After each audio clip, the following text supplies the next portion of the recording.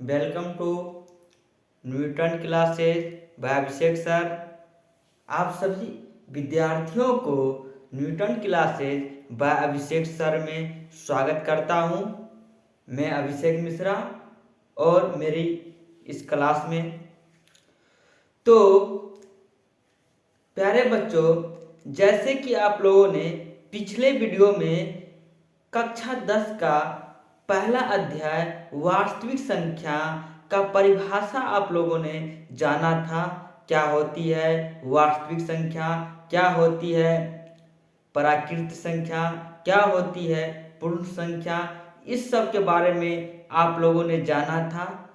तो आज हम फिर से उससे आगे आगाज करने जा रहे हैं, शुरुआत करने जा रहे हैं बेसिक से।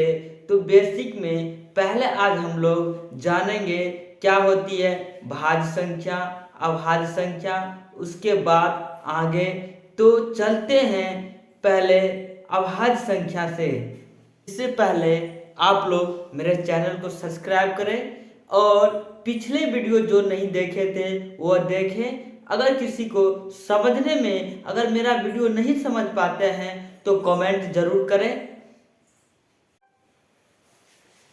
तो चलते हैं हम लोग अभाज्य संख्या से। अभाज्य संख्या जिसे हम लोग इंग्लिश में प्राइम नंबर बोलते हैं। तो अभाज्य संख्या वे संख्याएं जिनमें एक अथवा स्वयं के अतिरिक्त किसी अन्य संख्याओं का भाग नहीं जाता हो, अर्थात कोई ऐसी संख्या जिसका सिर्फ 2 गुणनखंड हो, उसे हम लोग क्या बोलते हैं अभाज्य संख्या बोलते हैं। तो हम लोग एग्जाम्पल देखते हैं। एग्जाम्पल में जैसे और एक बात, 1 जो होता है 1 नहीं तो अभाज्य संख्या होती है और ना ही भाज्य संख्या होती है। 1 कभी भी ना अभाज्य संख्या हम लोग बोल सकते हैं, ना ही 1 को भाज्य संख्या बोल सकते हैं। तो एग्जाम्पल लेते हैं। जैसे 2 देखते हैं, याद रखिएगा इसमें कोई किसी को ये लगता है कि सम संख्याएं अभाज्य संख्या नहीं होती है, बल्कि गलत है। जैसे हम 2 देखते हैं, 2 ऐसे कौन सा संख्या होता है सम संख्या होता है, लेकिन सम संख्या होने के बाद भी वो अभाज्य संख्या होती है। 2 क्योंकि उसका गुणनखंड देखते हैं तो सिर्फ वो 1 से लगेगा। 2 में अगर भाग लगाएंगे तो किससे लगेगा, वो 1 से लगेगा या फिर स्वयं जो है 2 से लगेगा। और तीसरा अतिरिक्त और किसी भी संख्या से इसमें भाग नहीं लग सकता है। तो उसको हम लोग क्या बोलेंगे, इसका गुणनखंड सिर्फ 1 होगा या फिर 2 होगा, तो उसे हम लोग क्या बोलेंगे अभाज्य संख्या। जैसे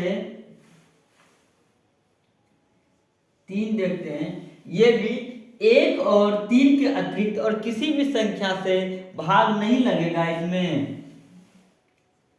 5 को देखिए आप, 5 में वही है 1 और 5 के सिवा और किसी संख्या से अन्य संख्या से इसमें क्या होगा भाग नहीं जाएगा। जैसे 7 को देख लीजिए, 11 को देख लीजिए, 13 को देख लीजिए। ETCR कोड क्या है, ये सब प्राइम नंबर है। ये सब क्या है प्राइम नंबर है। तो आप लोग अभाज्य संख्या एक बार फिर से समझ लीजिए क्योंकि ये बहुत ही इंपॉर्टेंट है। तो अभाज्य संख्या जिसे हम लोग इंग्लिश में प्राइम नंबर कहते हैं, तो वे संख्याएं जिनमें एक अथवा स्वयं के अतिरिक्त किसी अन्य संख्याओं का भाग नहीं जाता हो, तो इस प्रकार की संख्या को हम लोग प्राइम नंबर बोलते हैं। इस प्रकार की संख्या को हम लोग क्या बोलते हैं अभाज्य संख्या बोलते हैं। एग्जाम्पल में आप लोग को पता चल ही गया होगा कि अभाज्य संख्या क्या होती है। अब हम चलते हैं भाज्य संख्या पे। भाज्य संख्या जिसे हम लोग इंग्लिश में कंपोजिट नंबर कहते हैं। तो भाज्य संख्या वे संख्याएं उनका जस्ट ऑपोजिट हो जाएगा, अभाज्य संख्या का जस्ट ऑपोजिट हो जाएगा। तो वे संख्याएं जिनमें एक अथवा स्वयं के अतिरिक्त किसी अन्य संख्याओं का भाग जाता हो भाज्य संख्या कहलाती है। अर्थात वे संख्याएं जो एक और स्वयं के अतिरिक्त किसी अन्य संख्याओं से भी पूरी कट जाती हो, भाग लग जाती हो, उसे हम लोग भाज्य संख्याएं कहते हैं। अर्थात वे संख्याएं जिनका गुणनखंड 2 से अधिक होता हो उसे हम लोग भाज्य संख्या कहते हैं। एग्जाम्पल में समझते हैं, एग्जाम्पल के माध्यम से हम लोग समझते हैं। जैसे 4 में हम देखते हैं हम लोग 4 में हम लोग देखते हैं कि 4 जो होती है उसमें हम लोग 1 से भी भाग लगाते हैं तो पूरा पूरी कट जाती है। अगर 4 में हम लोग 1 से भागा लगाते तो कितना होता है? 4 होता है। 4 में हम लोग 4 से भागा लगाएंगे तो कितना होगा? 1 होगा। लेकिन अगर 4 में हम लोग 2 से भी भागा लगाते हैं तो कितना होता है? 2 होता है। अर्थात क्या होता है? पूरा पूरी कट जाती है। तो इसका कितना गुणनखंड हो गया? 4, 1 और 2। अर्थात इसका गुणनखंड कितना हो रहा है? 1 का 4 का कितना हो रहा है? 1 हो रहा है। और कितना हो रहा है? 2 हो रहा है और 4 हो रहा है। इसका गुणनखंड कितना हो रहा है? 2 से अधिक हो रही है। तो ये क्या हो रहा है कि ये 1 से तो कट ही रही है, 4 से भी 4 से भी कट रही है। उसके बाद क्या होता है? उसके सिवाय जो किसी अन्य संख्या 2 से भी क्या हो रही है? कट रही है ये। तो ये क्या हो गया?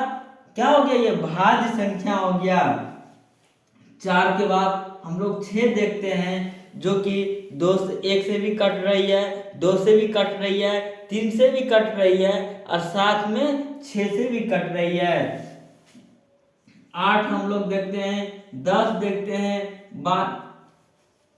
9 भी आएगा बीच में। 10 देखते हैं, 12 देखते हैं, 14 देखते हैं, 16 देखते हैं, 15 भी होगा।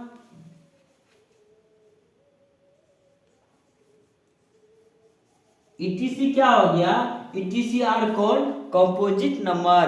मतलब इसका गुणनखंड क्या होता है? 2 से ज्यादा होती है। अर्थात ये क्या हो गया? कंपोजिट नंबर हो गया है। तो दैट्स ऑल। आप लोग को शायद भाज्य संख्या और अभाज्य संख्या में अंतर पता चल गया होगा। अभाज्य संख्या जिसका गुणनखंड सिर्फ 2 होती है, भाज्य संख्या जिसका गुणनखंड 2 से अधिक होती है। अभाज्य संख्या में एक और स्वयं के अतिरिक्त किसी अन्य संख्याओं से भाग लगाने पर वह पूरा पूरी नहीं कटती है, बल्कि भाज्य संख्या में एक अथवा स्वयं से भाग लगाने पर, स्वयं के सिवा किसी अन्य संख्याओं से भी भाग लगाने पर अगर पूरा पूरी कट जाती है तो वे क्या हो गया? भाज्य संख्या हो गया। अब हम चलते हैं सअभाज्य संख्या पे। सअभाज्य संख्या जिसे हम लोग इंग्लिश में बोलते हैं कोप्राइम नंबर। कोप्राइम नंबर तो ऐसी संख्याओं के जोड़े जिनके गुणनखंडों में एक के अतिरिक्त कोई भी उभयनिष्ठ गुणनखंड न हो तो उसे हम लोग क्या बोलते हैं? सअभाज्य संख्या बोलते हैं। क्या बोलते हैं? सअभाज्य संख्या। एग्जाम्पल के माध्यम से समझेंगे कि सअभाज्य संख्या किसे कहते हैं। तो चलते हैं।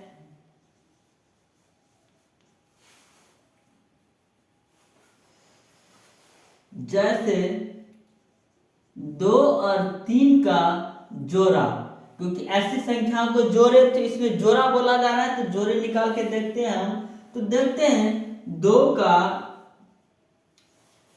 का गुणनखंड कितना कितना हो रहा है?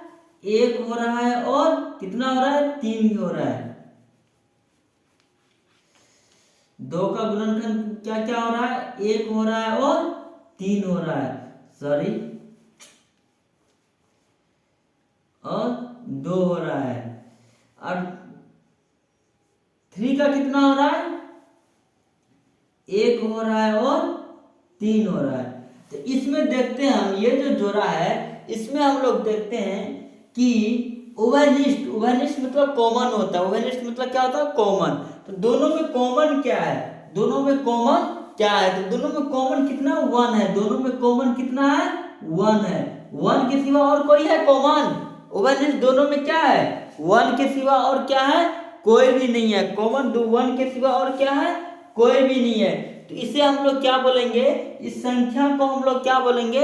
इसको क्या बोलेंगे, इस प्रकार के जोड़ी को हम लोग क्या बोलते हैं, सअभाज्य संख्याएं। हम लोग लेते हैं जैसे ये कितना हुआ 8 है, ये कितना है 9 है, 8 और 9 का लेते हैं। तो 8 का हम लोग गुणनखंड निकालते हैं, 8 का कितना आएगा 1 आएगा, 2 आएगा और कितना होगा,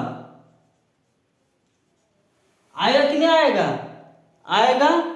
चलो अब 9 का हम लोग निकालते हैं, कितना का निकालते हैं 9 का निकालते हैं, कितना आ जाएगा 1 इंटू कितना 3 इंटू 3 आएगा कि नहीं आएगा। तो इसमें हम लोग देखते हैं कॉमन क्या है, तो ओवेनिस्ट क्या है, कॉमन क्या है। तो इसमें गौर से देखो, सिर्फ कॉमन क्या है 1 कॉमन है कि नहीं है। ओवेनिस्ट जो होता है कॉमन जो है इसमें क्या है सिर्फ 1 है। तो इस प्रकार की संख्या को, इस प्रकार की जोड़ी को हम लोग क्या बोलेंगे, सअभाज्य संख्या। क्या बोलेंगे, सअभाज्य संख्या। आज के लिए बस इतना ही, इससे आगे हम लोग कल पढ़ते हैं, कल जानते हैं कि युगलित विभाजन क्या होता है। तो इससे पहले आप लोग जितना भी हम पढ़ा चुके हैं सभी का बेसिक जो परिभाषा लिखा चुके हैं वो परिभाषा एक बार देख ले, पढ़ ले और समझ लें, क्योंकि जिससे आगे जो हम लोग आप लोगों को पढ़ाएंगे, हम जो पढ़ाएंगे आप लोगों को, जिसमें कोई भी परेशानी ना हो, दिक्कत ना हो। तो ऐसे आप लोग को भी लगता होगा कि यह जरूरी नहीं है, लेकिन बहुत ही ज़्यादा जरूरी है, क्योंकि आप लोग को बेसिक पता नहीं होगा परमेय संख्या क्या होता है, भाज्य संख्या क्या होता है, सअभाज्य संख्या क्या होता है। अगर ये आप लोगों को पता नहीं होगा तो आगे समझ में नहीं आएगी। जैसे अगर आप लोग घर बनाते हैं, घर में अगर यदि नींव जो डालते हैं, अगर नींव मजबूत नहीं होगा तो छत आपका नहीं रह सकता है। तो इसी प्रकार आप लोगों को पहले बेसिक के बारे में पता होना चाहिए, उसके बाद आपको आगे समझ में आएगी। तो मिलते हैं अगले क्लास में।